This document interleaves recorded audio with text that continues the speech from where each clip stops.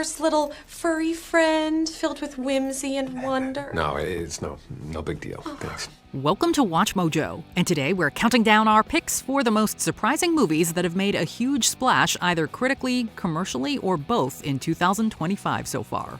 We will only be including movies that were released in 2025, so there will be no 2024 Christmas bleedovers like Nosferatu. I might ease your wounds. Number 10, A Working Man. I was respectful. You weren't. You can never go wrong with Jason Statham.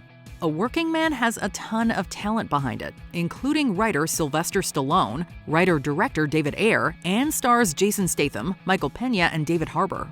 It's no surprise it was the surprise hit of the spring. Originally slated for January, the movie was pushed back to March and received a decent, if not excellent, critical reception. Where's the girl? You a cop? You wish I was a cop. Where A Working Man shocked was at the box office.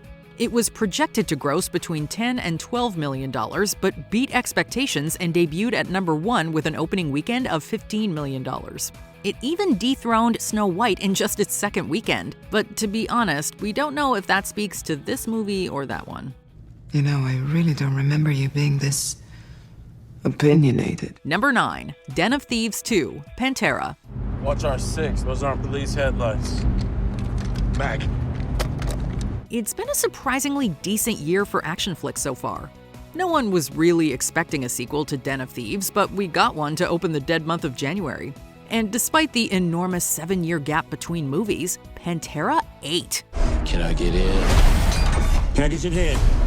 And get out? We're clean.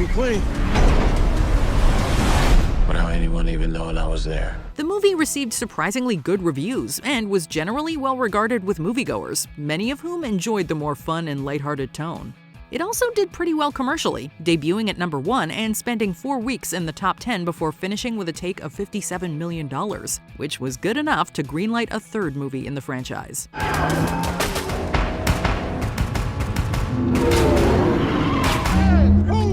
I'm good. Number 8, Black Bag. If she's in trouble, even of her own making, I will do everything in my power to extricate her.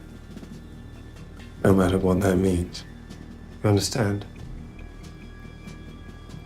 My God, that's so hot. Steven Soderbergh cooked with Black Bag, a tantalizing espionage thriller starring Michael Fassbender. He plays George Woodhouse, a British intelligence officer tasked with investigating his own wife and fellow agent Catherine, who is suspected of leaking classified information. Who's the suspect?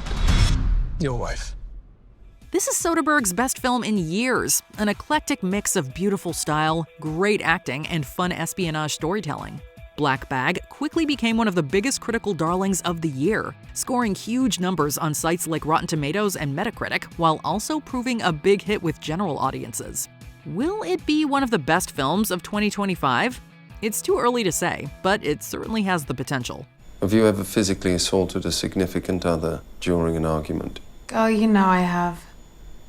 Again, yes or no? Yes. Enthusiastically. Number 7, Novocaine. Do you know what it's like to wait your whole life to meet someone? Someone who finally gives your life meaning? Would you wait around for someone else to savor? Or would you do it yourself?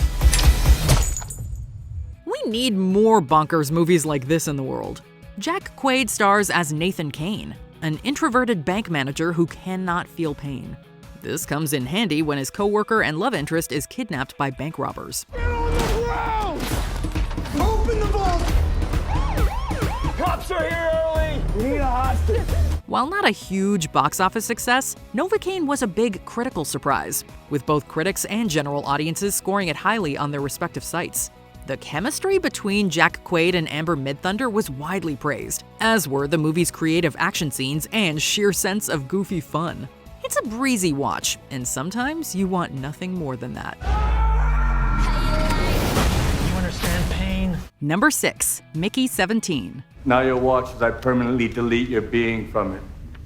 That way you'll understand the meaning and terror of finality. No more reprints! That's what you both should be thinking when you die. Dead forever! In the end, Mickey 17 will technically bomb, and that's thanks to an inflated budget of nearly $120 million. But that potentially speaks more to how expensive movies have gotten than this movie failing. Hype was enormous, as this was Bong Joon-ho's first film since the global sensation that was Parasite. And he mostly delivered. But I'm you. I'm not you. I'm not gonna live like you. I'm gonna kill you. Mickey 17 received a good critical reception, with many praising Robert Pattinson and the movie's goofy satirical tone. It also opened to $19 million and would go on to gross over $120 million, which is quite respectable for an original non-IP film. It's even more respectable for a piece of sci-fi satire, a genre which doesn't often get butts in seats. Behold, the collective power of Bong and Pattinson. Every time you die, we learn something new, and humanity moves forward. Oh, man, he's alive. It's fine. My life is gonna be Number 5. The Monkey. Hey, you wouldn't happen to remember if my aunt had a wind-up toy monkey at the yard sale? Oh, no, I don't think so. Oh, not a cherished childhood memory now, was it? Not many genres are actually turning a profit these days, horror being a key exception. It speaks to how little these movies cost to make, with The Monkey coming in at just $10 million. Adapted from a Stephen King short story, The Monkey follows the titular toy as it embarks on a killing spree. Hello, brother. Bill. The monkey that likes killing our family. It's back. It's not a super original story, but it still delivers the goods in the capable hands of Osgood Perkins. With a great villain, some fantastic kills, and a sick sense of humor, The Monkey is certainly memorable. It was also a big hit at the box office, spending 5 weeks in the top 10 and grossing over $60 million worldwide, turning a hefty profit for Neon. The toy monkey? It's evil. It's basically the devil. Number 4. Companion. I just don't want to screw everything up. Come on, Beep Boop, you're not gonna screw everything up. Just relax. You know, don't be all mopey and weird. Just remember to smile and act happy. Sophie Thatcher has exploded in recent years and is now one of the biggest scream queens of her generation. She also helped carry Companion into unbelievable success.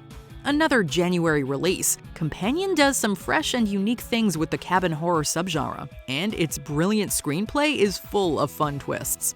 Do you not like me, Kat? You know, it's not that I don't like you, Iris. It's the idea of you. You make me feel so replaceable. Thatcher is also superb as Iris, who may go down as one of the decade's best horror characters. And who can forget its solid run in theaters? The movie, while not a huge earner, was still quite profitable for Warner Brothers, with a box office take of $36 million against a budget of just $10 million. So, what do we do now? The only thing we can do, we call the cops, we tell them everything. Right, yeah. Number 3. One of Them Days. For real, I am sorry. I wasn't trying to be... Because actually you're on time. I got off at 7. Many people have written about the lack of comedies these days, and One of Them Days is here to prove that A, they can still be made, and B, they can still be profitable. This is a buddy comedy about 2 women trying to find rent money before they're evicted at 6 p.m., and the resulting shenanigans that follow. Damn, Fabian. What happened? Uche kicked me out this morning. It was all bad. Uche can't cut nobody no break. Then your grandma just died. She ain't even in the ground yet. The movie was quietly released in the dead of January and earned excellent reviews, with many praising the chemistry between Keke Palmer and SZA and the movie's ability to resurrect the dying buddy comedy genre. And thanks to strong word of mouth, it also spent 7 weeks in the top 10 and grossed over $50 million, well above its $14 million price tag. I know you're not gonna try me on the first, knowing damn well I'm with a paying client. You do that cash, right? Yep. You are so dirty. You told me you're gonna finish my hair this morning. Can you please go inside and we can handle this later?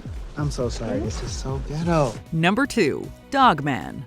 I got an idea. Oh, tell me, nurse, what's your idea? What if we sew the dog's head onto the man's body? Great idea and stuff. Talk about coming out of nowhere. Dogman is one of the biggest surprise hits of Q1 2025, being a spin-off of the Captain Underpants movie from 2017. Do you remember that? Maybe not, as it wasn't even a big hit, grossing just $125 million. Even greenlighting this movie in the first place was a risk, but the risk paid off beautifully. Doctors and nurses have successfully saved Officer Knight and Greg the dog by creating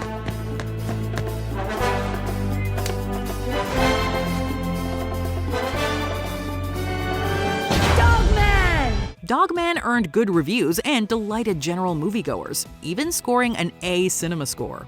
Perhaps even more surprising was its box office success. The movie beat expectations and opened to $36 million, becoming the second best January opening for an animated movie.